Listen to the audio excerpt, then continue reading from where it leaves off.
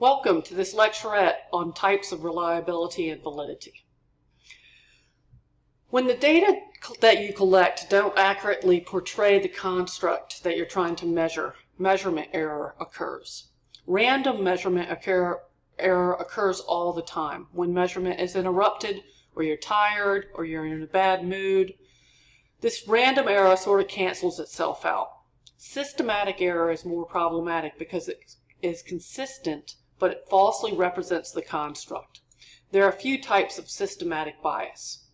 One is acquiescence bias, and that happens when someone tends to agree with everything you ask, like the character Chad on SNL that goes, okay, yeah, sure, okay.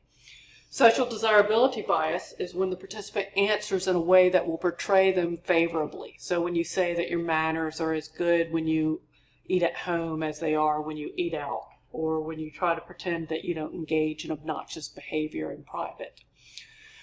Recall bias comes from just not being able to remember things, and that's fairly common. And cultural bias occurs when the answers will differ based on cultural experience. For instance, on the SATs, there used to be an item in the analogies section that said, a runner is to a marathon as blank is to a blank. And the answer ended up being as an oarsman is to a regatta. And for that question, which was later deemed to be culturally inappropriate, most of the white kids were getting it right, but most of the black kids weren't, because the black kids had not been attending regattas. To address measurement error, researchers use techniques like, if you have acquiescence bias where someone's agreeing with everything, you could reverse score some of the items. So you could phrase them differently so that agreeing with everything would not necessarily produce the same scale score. You could embed social desirability items into your survey measure.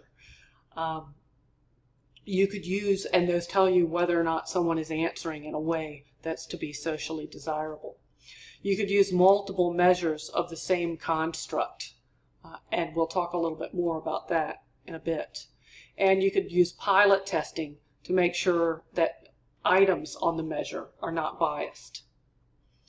To minimize random error, you want a measure to have high reliability. You could get this in a few different ways. Inter-rater reliability indicates the degree to which different coders would agree on the measure.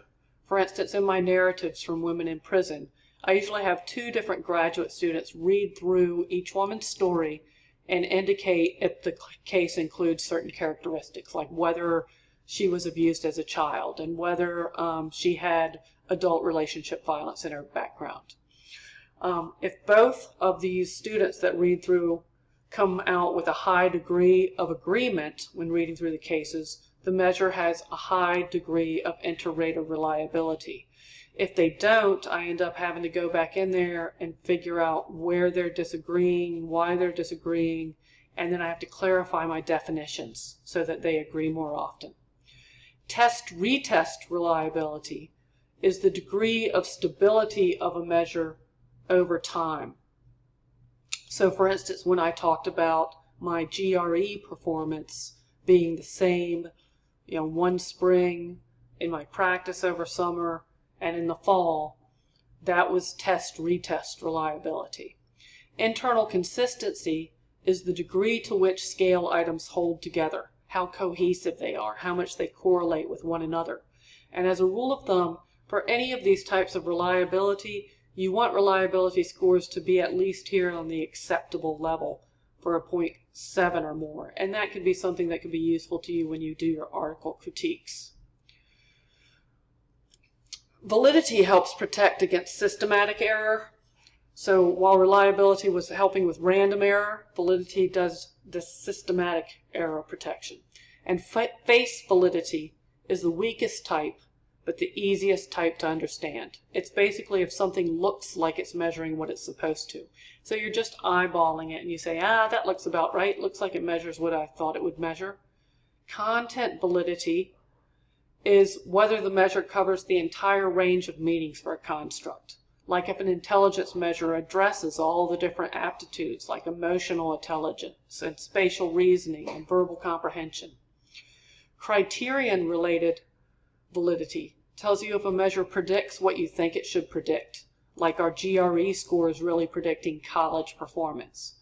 Finally, construct validity measures whether a construct relates to other constructs as expected in theory, like if it converges with similar constructs and discriminates from different constructs.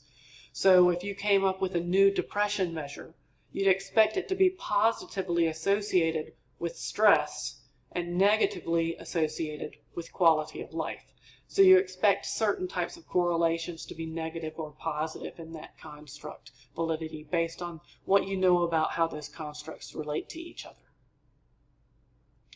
A way to protect against measurement error is to use triangulation of measures. For instance, if you were doing a longitudinal study to examine effects of soda consumption on mortality, you might use two different measures of soda consumption to triangulate these with an outcome measure.